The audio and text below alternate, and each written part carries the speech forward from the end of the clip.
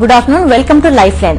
ఇవాల్టి life line లో వినికిడి సమస్యలకు శ్రావ్య స్పీచ్ అండ్ హియరింగ్ సెంటర్ నుంచి డాక్టర్ శివప్రసాద్ పరిష్కారం అందిస్తారు. డాక్టర్ తో మాట్లాడాలి అనుకునేవారు 666603373338 నెంబర్స్ కి కాల్ చేయొచ్చు. గుడ్ ఆఫ్టర్నూన్ డాక్టర్ గారు.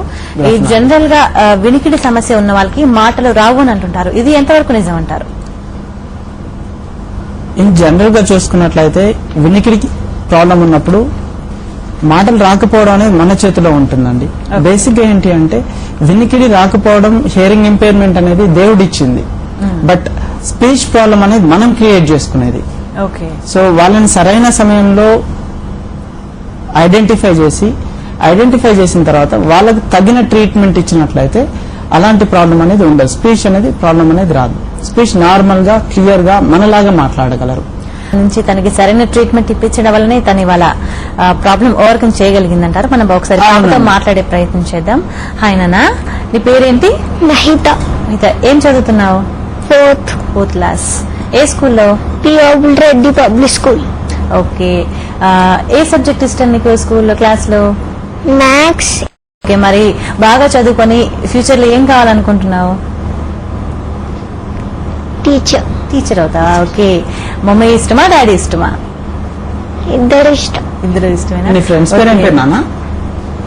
నీ ఫ్రెండ్స్ పేరు ఏం పేరు? ఫ్రెండ్స్ ఉన్నారా నీకు? ఏం పేరు ఫ్రెండ్స్ పేరు చెప్పు.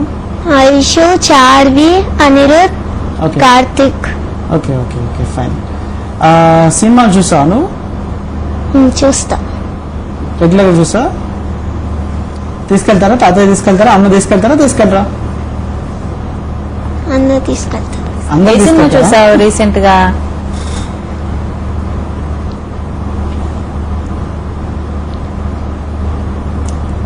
బొమ్మలు వేస్తాను. డ్రాయింగ్ ఇష్టమా? చాలా ఇష్టం. చాలా ఇష్టమా? ఏది ఎక్కువ డ్రా చేస్తావు? బాబీ ఇష్టమా? ఓకే. ఏ కలర్ ఇష్టం? బ్లూ. ఓకే. మరి పాటలు వింటుంటావా? పాడతావా? ఓ పాట పాడు. మెరుపులు పువ్వుల దండగా, మబ్బులు మెత్తని దిండుగా.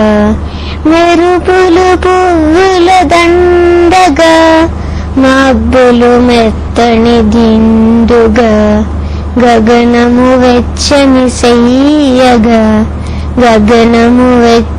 సెయ్యగా, హాయిగా నిండువే తారక, హాయిగా నిండువే తారక.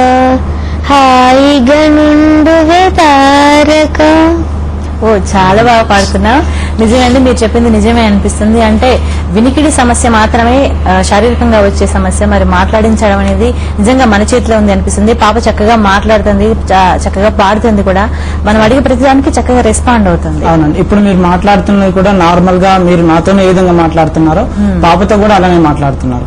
యూజువల్ గా హియరింగ్ ఇంపైర్మెంట్ వాళ్ళు ఎలా ఉంటారంటే, పిల్లలు మేజర్ గా వాళ్ళు ఎలా ఉంటారు అంటే, వాళ్ళకి సరైన ట్రైనింగ్ లేకపోవడం వల్ల, సరైన ట్రీట్మెంట్ లేకపోవడం వల్ల లిప్ రీడింగ్ అనేది ఎక్కువగా ఉంటుంది. చూస్తూ ఉంటారు, మీరేం మాట్లాడుతున్నారు, మీ వైపు ఎక్కువ కాన్సన్ట్రేట్ చేస్తారు. చేసి మీరు చెప్పిన దాని ప్రకారం సగం వింటూ ఉంటారు, సగం చూసి అప్పుడు రెస్పాండ్ అవడానికి ట్రై చేస్తుంటారు. సో ఇప్పుడు మీరు మాట్లాడింది ఏ ఒక్క క్వశ్చన్ కూడా మీరు రిపీట్ చేయలేదు బేసిక్ గా. అండ్ నేను ఇటువైపు నుండి, పాప అటువైపు నుండి మిషన్ పెట్టుకుంది, బట్ నేను ఇటువైపు నుండి మాట్లాడుతున్నా గానీ చాలా క్లియర్ గా విని ఒకటే క్వశ్చన్ కి వెంటనే రెస్పాండ్ అవుతుంది కూడా. She's normal. There is no difference. So మనం కాకపోతే ఏంటంటే కొంచెం ఎఫర్ట్ పెట్టాల్సి ఉంటుంది. వాళ్ళ పేరెంట్స్ ఎఫర్ట్ పెట్టారు, మనం ఎఫర్ట్ పెట్టాలి, సరైన ట్రీట్మెంట్ ఇవ్వాలి, సరైన టైంలో చేయాల్సి ఉంటుంది. సో ఏది చేసినా ఈ సరైన టైంలో చేసినట్టయితే ఖచ్చితంగా నార్మల్ పిల్లల్లాగా అవుతారు. సో అందులో డిఫరెన్స్ అనేది ఉంటుంది.